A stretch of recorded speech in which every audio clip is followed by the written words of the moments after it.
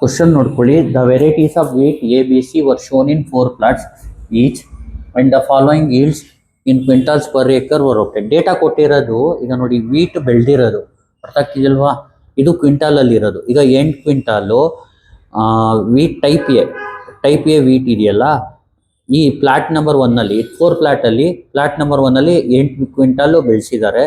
4 quintal ಇನ್ನೊಂದು ಪ್ಲಾಟಲ್ಲಿ ಬೆಳೆಸಿದ್ದಾರೆ. 6 ಕ್ವಿಂಟಾಲ್ಸು 3ನೇ ಪ್ಲಾಟಲ್ಲಿ ವೆರೈಟಿ ಎನ ಬೆಳೆಸಿದ್ದಾರೆ. ಆ ಥರ 7 ಕ್ವಿಂಟಾಲು ವೆರೈಟಿ ಎನ ಪ್ಲಾಟ್ ನಂಬರ್ 4 ಬೆಳೆಸಿದ್ದಾರೆ. ಆ ಥರ ಇದು ಎ ಬಿ ಸಿ ಬೆಳೆಸಿರೋದು 4 ಪ್ಲಾಟಲ್ಲಿ. ಗೊತ್ತಾಗ್ತಿದೆಯಲ್ವಾ? ಅವ್ರು ಏನು ಕೇಳಿದ್ದಾರೆ ಅಂದರೆ, test the significance of difference between the yields of variety. ಇಲ್ಲಿ ವೆರೈಟೀಸ್ ಬಂದು ಯಾವುದು? A B C. ನೀವೇನು ಕಂಪೇರ್ ಮಾಡಬೇಕು ಅಂದರೆ ಎ ಬಿ ಸಿನ ಕಂಪೇರ್ ಮಾಡಬೇಕು. ಗೊತ್ತಾಗ್ತಿದೆಯಲ್ವಾ? ಅದಕ್ಕೆ ಒನ್ ವೇ ಅನ್ನೋವ ಯೂಸ್ ಮಾಡಬೇಕು. ಗೊತ್ತಾಗ್ತಿದೆಯಲ್ವಾ? Given that 5% tabulated value of F is equal to 4.26 with 2,9 degrees of freedom setup one way ANOVA and using direct method. ಇಲ್ಲಿ 2 method ಬರುತ್ತೆ ನಿಮಗೆ, ಕೋಡಿಂಗ್ ಮೆಥಡ್ ಮತ್ತು direct method. Direct method use ಮಾಡಬೇಕಷ್ಟೆ. ಗೊತ್ತಾಗ್ತಿದೆಯಲ್ವಾ? ನೋಡಿ ಹೆಂಗೆ ಮಾಡೋದು ಹೇಳ್ಕೊಡ್ತೀನಿ ನಿಮಗೆ. ಫಸ್ಟ್ ಏನು ಮಾಡಿ, ಲೆಟ್ S0 ಅಂದರೆ μ1 is equal to μ2 is equal to μ3. There is no difference in the mean of the samples ಅಂತ. ಗೊತ್ತಾಗ್ತಿದೆಯಲ್ವಾ? ನೆಕ್ಸ್ಟ್ ಏನು ಮಾಡಬೇಕಂದ್ರೆ ಟೇಬಲ್ ಬರ್ಕೋಬೇಕು. ಇಲ್ಲಿ ಎ ಬಿ ಸಿ ಬರ್ಕೊಳ್ಳೋಣ. ಎ ಬಂದು 8 4 6 7, ಬಿ ಬರ್ಕೊಳ್ಳಿ 7 6 5 3, ಸಿ ಬರ್ಕೊಳ್ಳಿ 7 6 5 2 5 4 4. ಆ್ಯಡ್ ಮಾಡಿ ಇದನ್ನ ನೋಡಿ. 8 + 4 12, 18 25 ಆಗುತ್ತೆ. ನೆಕ್ಸ್ಟು 13 18 21 ಆಗುತ್ತೆ. ನೆಕ್ಸ್ಟು 7 11 15 ಆಗುತ್ತೆ. ಗೊತ್ತಾಗ್ತಿದೆಯಲ್ವಾ? ಇದನ್ನ ಆ್ಯಡ್ ಮಾಡಬೇಕು. ನೆಕ್ಸ್ಟ್ ಏನು ಮಾಡಬೇಕು ಅಂದರೆ the squares are as follows ಅಂತ ಬರ್ಕೊಳ್ಳಿ. ಏನಂತ ಬರೀತೀರಾ? The squares are as follows ಅಂತ ಬರ್ಕೊಳ್ಳಿ. The squares are as follows. ನೋಡಿ, ಇದು T1 T2 T3 ಇದ್ದಂಗೆ. ಗೊತ್ತಾಗ್ತಿದೆಯಲ್ವಾ? ಈಗ ನೋಡಿ, ಇಲ್ಲಿ A B C variety A B C ಇದು ಸ್ಕ್ವೇರ್ಸು. 8ಗೆ ಸ್ಕ್ವೇರ್ ಎಷ್ಟು? 64, 4ಗೆ ಸ್ಕ್ವೇರು 16, 6ಗೆ ಸ್ಕ್ವೇರ್ 36, 7ಗೆ ಸ್ಕ್ವೇರ್ 49, ಆಮೇಲೆ 7 ಸ್ಕ್ವೇರ್ ಅಂದರೆ 49, 6 ಸ್ಕ್ವೇರ್ ಅಂದರೆ 36, 5 ಸ್ಕ್ವೇರ್ ಅಂದರೆ 25, 3 ಸ್ಕ್ವೇರ್ ಅಂದರೆ 9, 2 ಸ್ಕ್ವೇರ್ ಅಂದರೆ 4, 5 ಸ್ಕ್ವೇರ್ ಅಂದರೆ 25, 4 ಸ್ಕ್ವೇರ್ ಅಂದರೆ 16, 4 ಸ್ಕ್ವೇರ್ ಅಂದರೆ 16. ಇದನ್ನ ಆ್ಯಡ್ ಮಾಡಬೇಕು. ಗೊತ್ತಾಗ್ತಿದೆಯಲ್ವಾ? ಈಗ ನೋಡಿ, ಇದನ್ನ ಇನ್ನೊಂದು ಸತಿ ಆ್ಯಡ್ ಮಾಡ್ಬಿಡೋಣ. 12 18 25 ಕರೆಕ್ಟ್ ಇದೆ. 13 18 21 ಕರೆಕ್ಟ್ ಇದೆ. 7 11 15 ಕರೆಕ್ಟ್ ಇದೆ. ನೋಡಿ, ಇದನ್ನ ಆ್ಯಡ್ ಮಾಡೋದು ಯಾವ ಥರ ನೋಡ್ಕೊಳ್ಳಿ. ನೋಡಿ, 8 ಸ್ಕ್ವೇರ್ ಅಂದರೆ 64, 4 ಸ್ಕ್ವೇರ್ ಅಂದರೆ 16, 6 ಸ್ಕ್ವೇರ್ 36, 49 49, 36 25, 9 4 25 16 16. ಸ್ವಲ್ಪ ಹುಷಾರಾಗಿ ಮಾಡಿ. ಈ ಟೇಬಲ್ ಏನಾದರೂ 2 ಟೇಬಲ್ ರಾಂಗ್ ಆದರೆ ಆಮೇಲೆ ಪ್ರಾಬ್ಲಮ್ ರಾಂಗ್ ಆಗಿಬಿಡುತ್ತೆ. ಇದನ್ನು ನೋಡ್ಕೊಳ್ಳಿ. 64 + 16 + 36 + 49 ಎಷ್ಟು ಬರುತ್ತೆ? 165. ಆಮೇಲೆ 49 + 36 + 25 + 9, 49 + 36 + 25 + 9 ಎಷ್ಟು ಬರುತ್ತೆ? 119. ಆಮೇಲೆ 4 + 25 + 16 + 16, 4 + 25 + 16 + 16 ಅಂದರೆ 61 ಆಗುತ್ತೆ. ಕರೆಕ್ಟ್ ಅಲ್ವಾ? ಈಗ ನೋಡಿ ಇದಾಯಿತು. ನೆಕ್ಸ್ಟ್ ಏನು ಮಾಡಿ, the squares are as follows ಅಂತ ಬರ್ದಾದ್ಮೇಲೆ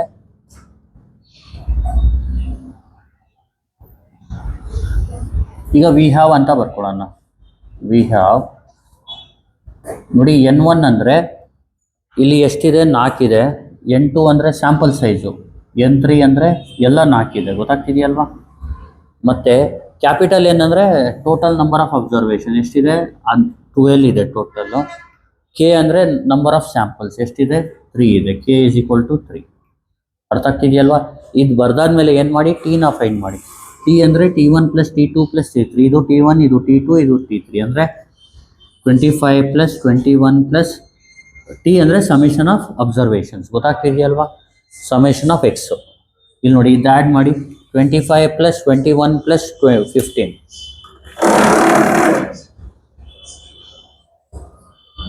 25 ಪ್ಲಸ್ 21 ಪ್ಲಸ್ 15, 61 ಬರುತ್ತೆ. ನೋಡಿ, ಈಗ ಟಿ ಫೈಂಡ್ ಮಾಡಿದ್ಮೇಲೆ ಕರೆಕ್ಷನ್ ಫ್ಯಾಕ್ಟರ್ನ ಫೈಂಡ್ ಮಾಡಿ. C F is equal to T square by N. T square ಅಂದರೆ ಎಷ್ಟು? 61 ಸ್ಕ್ವೇರ್ ಬೈ ಎನ್ ಅಂದರೆ 12. ಗೊತ್ತಾಗ್ತಿದೆಯಲ್ವಾ? ಆಮೇಲೆ ನೆಕ್ಸ್ಟ್ ಏನು ಮಾಡಬೇಕು? Total sum of square T S ಎಸ್ನ ಫೈಂಡ್ ಮಾಡಿ. ನೋಡಿ, ಟಿ ಎಸ್ ಎಸ್ಗೆ ಫಾರ್ಮುಲಾ ಬಂದು ಜ್ಞಾಪಕ ಇಟ್ಕೊಳ್ಳಿ, sum of X I J square minus C F.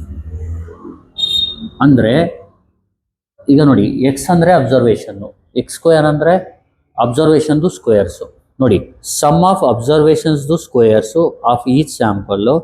ಆಮೇಲೆ ಅದು ಸಮ್ ಮಾಡಿದ್ದೀರಲ್ಲ, ಅದನ್ನ ಸಮ್ ಮಾಡೋದು. ಅಂದರೆ ಏನಿಲ್ಲ, ಇದು ಸ್ಕ್ವೇರ್ ಮಾಡಿ ಸಮ್ ಮಾಡಿರ್ತೀರಲ್ಲ, ಆ ಸಮೇಷನ್ನ ಸಮ್ ಮಾಡೋದು ಅಂತ. ಇದು ಗೊತ್ತಾಗ್ತಿದೆಯಲ್ವಾ? ಈಗ ಟಿ ಎಸ್ ಎಸ್ ಏನಾಗುತ್ತೆ? T S S is equal to 165 plus 119 plus 61 minus C F ಅಂದ್ರೆ ಏನು? 61 ಸ್ಕ್ವೇರ್ ಬೈ 12. ಅಂದರೆ ಟಿ ಎಸ್ ಎಸ್ ಬಂದು total 165 plus 119 plus 61, 165 plus 119 plus 61 minus 61 square by 12. Correct ಇದೆಯಾ? ನೋಡಿ, 34.92 ಬರುತ್ತೆ. ಯಾವುದು? ಎಸ್ ಎಸ್ ಎಫ್ 34.92 ಬರ್ಕೊಬಿಡೋಣ. ಇಲ್ಲೇ ಬರ್ಬಿಡ್ತೀನಿ, 34.92. 2 ಡೆಸಿಮಲ್ ಫಿಕ್ಸ್ ಮಾಡ್ಕೊಳ್ಳಿ. ನೆಕ್ಸ್ಟು ಟಿ ಎಸ್ ಎಸ್ ಆದಮೇಲೆ ಎಸ್ ಎಸ್ ಬಿ ಮಾಡಬೇಕು. ನೋಡಿ, ಎಸ್ ಎಸ್ ಬಿಗೆ ಫಾರ್ಮುಲಾ ಬಂದು summation of T I square by N I minus C F. ಈಗ ಟಿ ಐ ಸ್ಕ್ವೇರ್ ಅಂದರೆ T1 square by N1, T2 square by N2, T3 square by N3. T1 ಅಂದರೆ ಇದು 25 square by 4 plus 21 square by 4 plus 15 square by 4 minus C F ಅಂದರೆ 61 square by 12. ಈಗ ನೋಡಿ,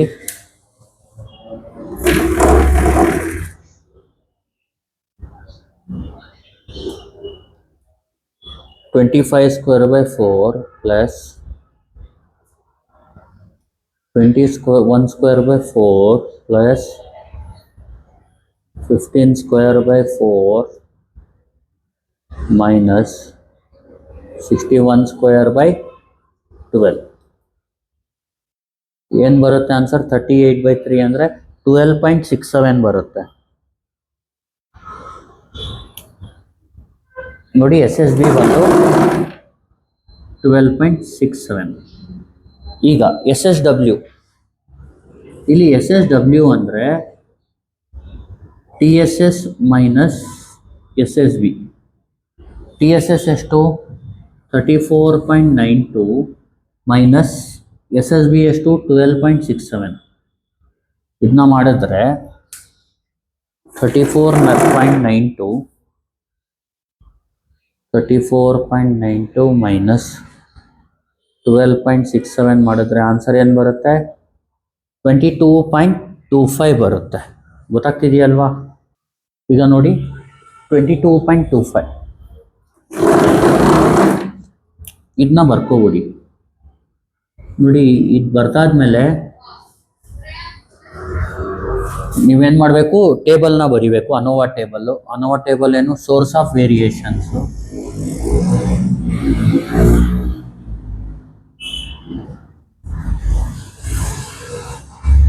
ಇದು sum of ಸ್ಕ್ವೇರ್ಸು.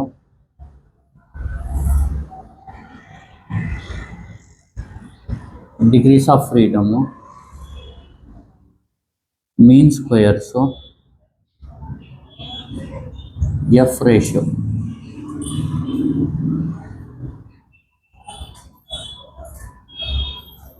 ಈಗ ಇದನ್ನ column ಹಾಕೊಳ್ಳೋಣ.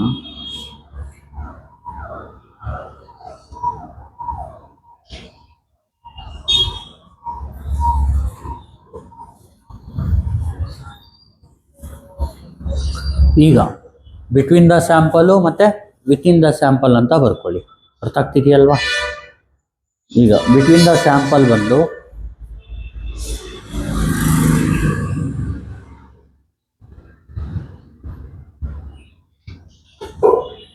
ಬಿಟ್ವೀನ್ ದ ಸ್ಯಾಂಪಲ್ಸ್, ಅರ್ಥ ಆಗ್ತಿದೆಯಲ್ವಾ? ಬಿಟ್ವೀನ್ ದ ಸ್ಯಾಂಪಲ್ಸ್ ಬಂದು ನೀವೇನು ಮಾಡಬೇಕು, ಇಲ್ಲಿ ಫಸ್ಟು SSB ಬರ್ಕೋಬೇಕು.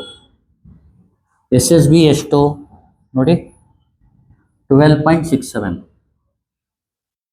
ಇಲ್ಲಿ ಡಿಗ್ರೀಸ್ ಆಫ್ ಫ್ರೀಡಮ್ ಬಂದು K-1. K-1 ಅಂದರೆ K ಎಷ್ಟು, 3 ಸ್ಯಾಂಪಲ್ಸು, 3 - 1 ಅಂದರೆ 2. ಮೀನ್ ಸ್ಕ್ವೇರ್ಗೆ ಫಾರ್ಮುಲಾ ಬಂದು MSBಗೆ ಫಾರ್ಮುಲಾ ಬಂದು SSB divided by degrees of freedom ಅಂದರೆ K-1. ಏನಾಗುತ್ತೆ, 12.67/2 ಆಗುತ್ತೆ. 12 ಇದೆಲ್ಲ ಬರ್ಕೊಂಡು ಕೂತ್ಕೋಬೇಡಿ, ಡೈರೆಕ್ಟ್ 12.67/2 ಮಾಡ್ಬಿಟ್ಟು ಬರೀರಿ.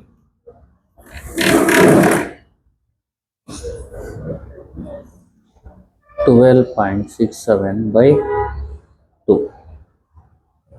ಎಷ್ಟು ಬರುತ್ತೆ? 6.335.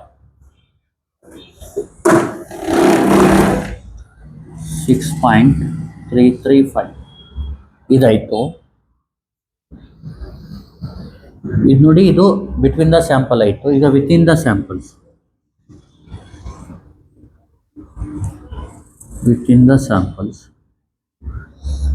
ಈಗ ಇದನ್ನ ಮಾಡೋದು SSW. ಈಗ ನೋಡಿ, SSW ಎಷ್ಟು, 22.25. ಆಮೇಲೆ ಇದಕ್ಕೆ ಡಿಗ್ರೀಸ್ ಆಫ್ ಫ್ರೀಡಮ್ ಬಂದು N-K.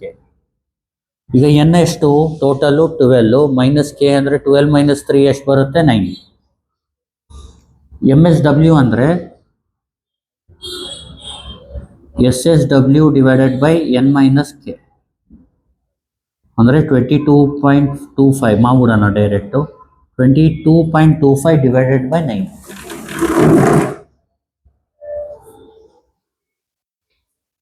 22.25 divided by 9,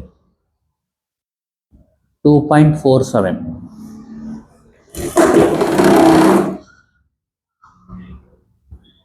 ನೋಡಿ, ಇದು ಮುಗೀತು. ಈಗ ಟೋಟಲ್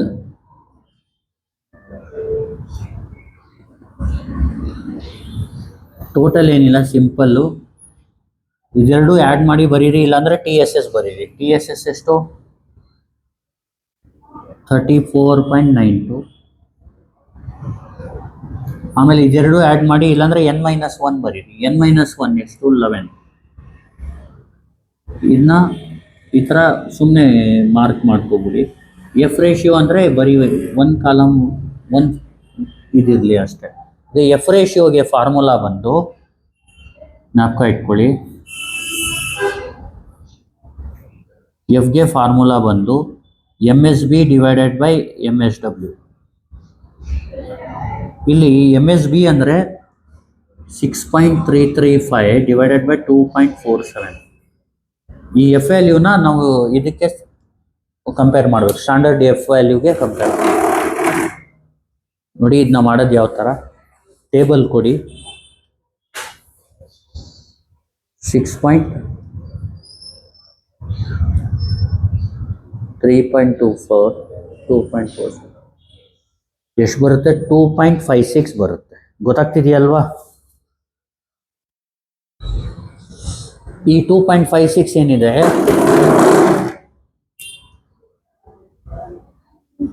ಎಫ್ ವ್ಯಾಲ್ಯೂ ಇದು ಯಾವ್ದಕ್ಕಿಂತ ಕಡಿಮೆ ಇದೆ, ಎಫ್ ವ್ಯಾಲ್ಯೂ 4.26 ವಿತ್ 2.2,9. ಗೊತ್ತಾಗ್ತಿದೆಯಲ್ವಾ? F is equal to 2.56 is less than the 4.26. ಗೊತ್ತಾಗ್ತಿದೆಯಲ್ವಾ? Therefore the hypothesis is accepted ಅಂತ ಹೇಳ್ಬಿಡಿ ಅಷ್ಟೇ. Therefore, the hypothesis is accepted at 5% level of significance. Thus, we conclude that